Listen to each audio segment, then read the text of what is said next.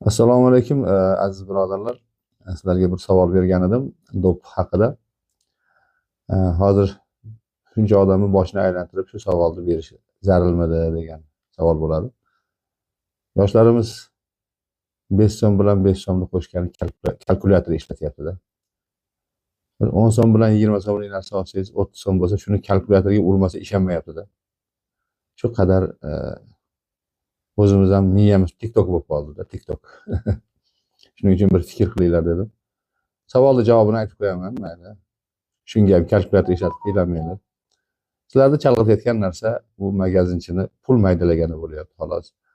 Agar pul maydalamaganda ham, bu yerda o'sha 50 so'mlik hazakan pul, falshifka pul 50 so'm qo'liga keldi, shu ziyon xolos. 50 so'm ziyon, boshqa ziyon yo'q bu yerda.